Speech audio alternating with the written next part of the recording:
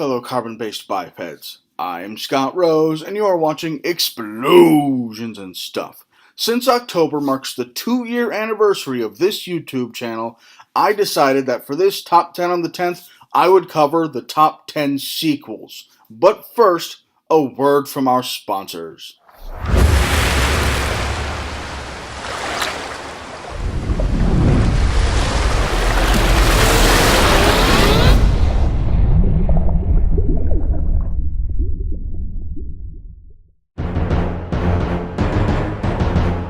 The rules of this top 10 list, well, they're pretty simple. Rule number 1, I have to have seen the movie. Obviously, if I haven't seen the movie, I can't put it on my top 10 list. Rule number 2, the movie has to be a direct sequel. And by that I mean, for example, American Kickboxer 2. It has absolutely nothing to do with American Kickboxer 1 aside from the title. So for that reason, it's not eligible to be on the list. Plain and simple. Rule number 3, it has to be an action movie. Because, let's be honest, this channel is about action movies, so to be on this top 10 list, it has to be an action movie.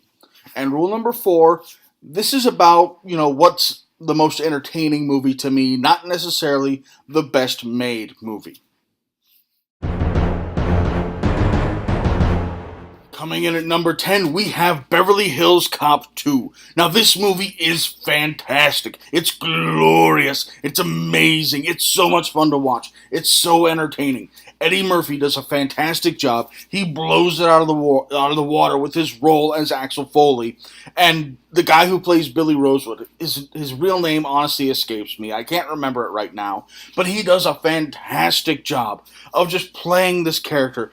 Billy Rosewood's kind of this meek and quiet character. But in this movie, he really comes out of his shell. He really opens up. And he shows himself to be this hopeful, this potentially badass guy with a lot of guns, who's not afraid of danger, and is a hero. He really shows himself to have that potential in this movie. He really comes into his own in this movie. Beverly Hills Cop 2 is a fantastic and amazing and entertaining movie. I absolutely love it. The only reason why it's so low on this list is because it clearly is meant to be a comedy, and it also has a lot of action in it. It is clearly an action comedy, and not just a straight action movie like a lot of these other movies are. And that is why Beverly Hills Cop 2 comes in at number 10. Coming in at number 9, we have Sniper 2. Another fun, entertaining, but gritty and hard-hitting movie right here. You got Tom Berenger reprising his role from the first Sniper movie. You have Bokeem Woodbine playing an army guy, an army soldier, who's currently on trial for disobeying a direct order and is being court-martialed. But the two of them have this opportunity. If they complete this mission, Tom Berenger gets his rank back in the Marine Corps. Bokeem Woodbine, all the charges are going to be dropped against him, and they're doing a fantastic job completing this mission. It's so much fun to watch. It's so exciting. It's a lot more of a direct action movie than the first Sniper, where the first Sniper movie was it was a long waiting game because the movie was about two snipers. It was them waiting in the woods, being able to complete their mission, whereas this one was about breaking a guy out of prison and taking out a target. It was fantastic. It was so much fun to watch. It was glorious. This is easily an underrated gem, and that is why Sniper 2 comes in at number 9. Coming in at number 8, we have Snake Eater 2.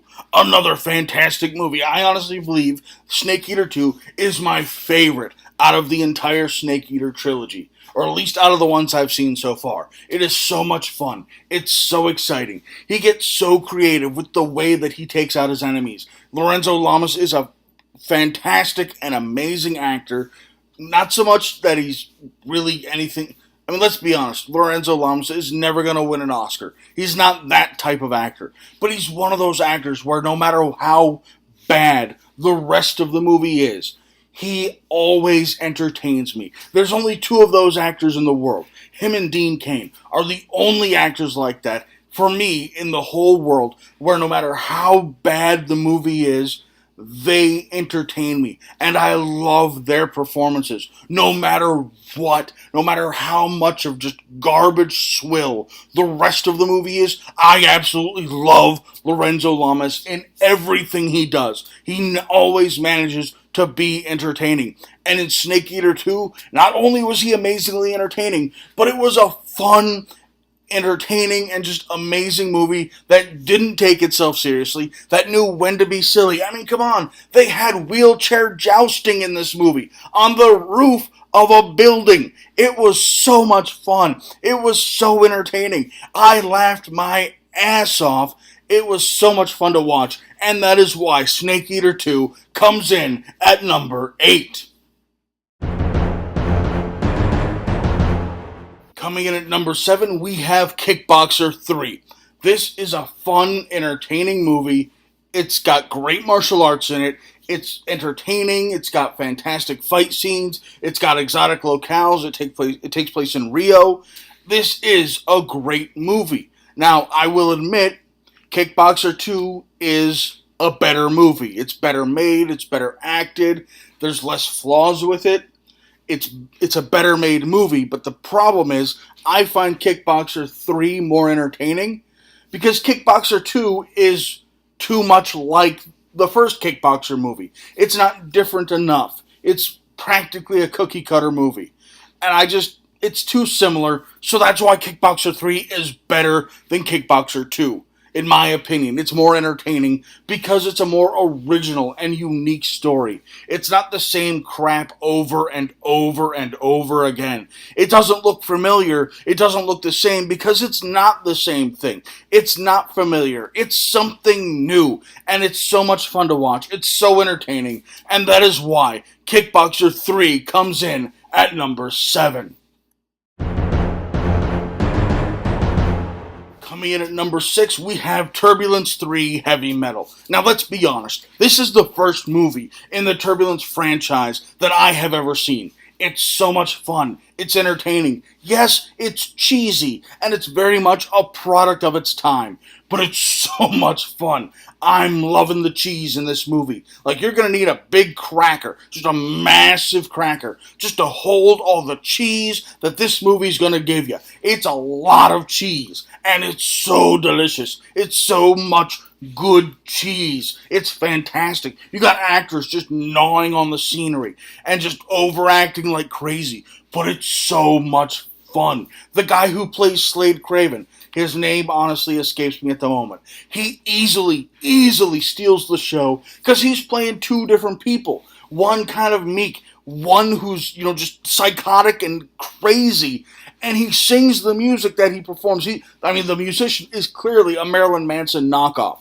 Obviously, blatantly a Marilyn Manson knockoff.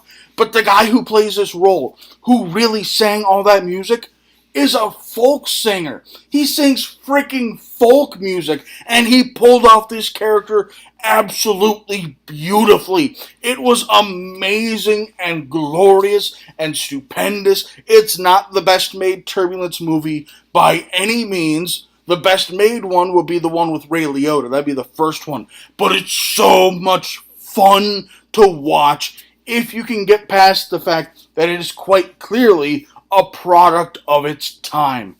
Blatantly a product of its time, absolutely. But it's so much fun to watch. And that's why Turbulence 3 Heavy Metal comes in at number 6. Coming in at number 5, we have Predator 2. Easily my favorite out of all of the Predator movies. This one is fantastic. It's got Danny Glover, who's playing this just regular, everyday guy who's just got anger issues. He's a cop that just gets pissed off easily, and he's fighting these alien predator creatures and just going to town on them in the city of Los Angeles after it's, global warming and everything like that. The average temperature is like 102 in the shade, and it's just glorious. He's going around fighting all these people, beating up predators with his bare hands and stuff. He knows he's probably going to lose, but he's not going to give up without a fight. He's just a regular guy with anger issues. That's why it's such a glorious character. This is an underrated movie. Absolutely, it's fun, it's entertaining, it's spectacular and glorious, and they did a fantastic job incorporating the Predator creature into Los Angeles, into that world, into like this urban jungle. It's glorious. This movie is absolutely fantastic, and that's why Predator 2 comes in at number 5. Coming in at number 4, we have The Substitute 2. This is another one of those movies where I saw the sequel before I saw the original, but it's still so much fun to watch. You know, Treat Williams plays this guy his brother was killed. He was a teacher, so he takes his place to infiltrate the school and try and figure out who killed his brother. It's so much fun. You know, Treat Williams is playing a mercenary in this movie. He uses a yo-yo as a weapon. It's just a glorious, fantastic, entertaining movie. You know, it's so much fun. Yes, it's cheesy. It is absolutely cheesy, but it's so much fun to watch. It's glorious. A lot of the scenes are unbelievable, but it's still fun. It requires a lot of suspension of disbelief, but it's a fun, entertaining joyride of a movie with great action scenes and a great story. The acting can be kind of mediocre at best at times, but it's still a fun movie to watch, and that's why The Substitute 2 comes in at number 4. Coming in at number 3, we have District 13 Ultimatum. Another fun, fantastic, entertaining movie.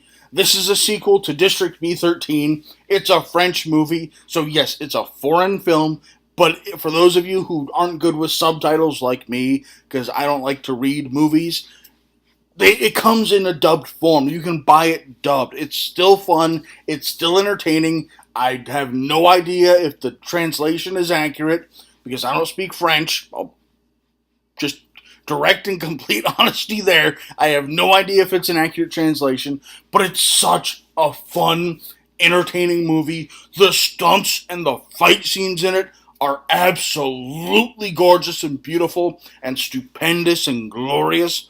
Once I figure out how to pronounce the names of the cast in this movie, I plan on reviewing it.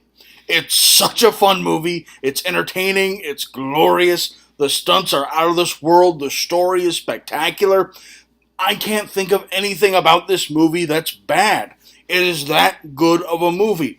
If you haven't seen District 13 Ultimatum, you really, really need to. It is a fun, glorious action movie. Yes, this movie and its predecessor, District B13, both got remade in an American movie called Brick Mansions, starring, what's his name? That guy who died in the car wreck. Oh yeah, Paul Walker, who, let's be honest, the American remake is garbage. There's no reason to watch it. Watch these two movies instead. They're much, much better. And that is why District 13 Ultimatum comes in at number 3. Coming in at number 2, we have Best of the Best 2. Now, let's just go full disclosure here. Part of the reason why I like this movie so much is because it's so much better than Best of the Best 1. It's so much better than that movie. That movie's about a martial arts tournament. This movie's about it's a revenge story where a guy gets killed. So, people go out and try and beat people up. It's got the same cast, though. So it is a direct sequel. It's just a different type of movie. Best of the Best 1 was a sports competition movie. Best of the Best 2 is a revenge flick about an underground fighting ring. It's so much fun. It's so entertaining. The action scenes are spectacular and glorious. The main villain, whose name I don't know, but the character's name is Brackus.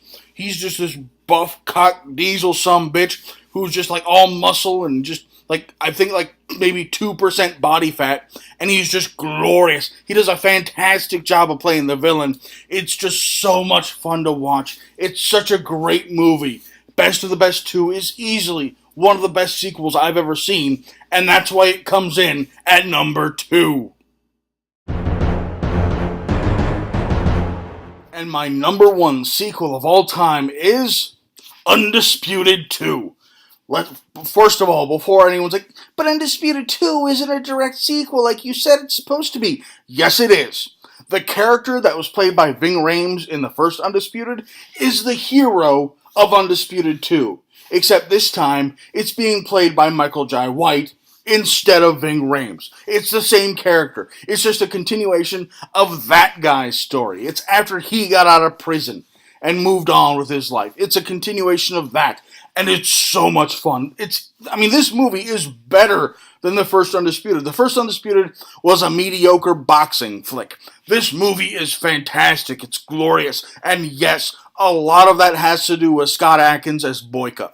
He just blew it out of the water, just jaw-dropping fight scenes. It was just glorious and spectacular and amazing. Easily one of the best action movies I've ever seen in my life. It's just fantastic and glorious and stupendous. It is. I'm out of words to describe this movie. It is just that good of a movie. Really, it just boils down to, if for some reason you have not seen Undisputed 2, you have to. There's something wrong with you if you haven't. You have to watch this movie. It is required by law. You have to watch Undisputed 2. It's just that good of a movie. It's a glorious, fantastic of a movie. It's amazing. Just watch it. I'm done explaining it. Just watch the damn movie. And that's why Undisputed 2 comes in at number 1. Thanks for watching. If you enjoyed this video, please feel free to like it and subscribe to my channel for new action movie reviews posted every week and top 10 lists posted on the 10th of every month. Also, if you have any recommendations for things you would like me to cover in the future, please leave them in the comments below and follow us on Twitter at explosions_TV. Thank you and have a nice day.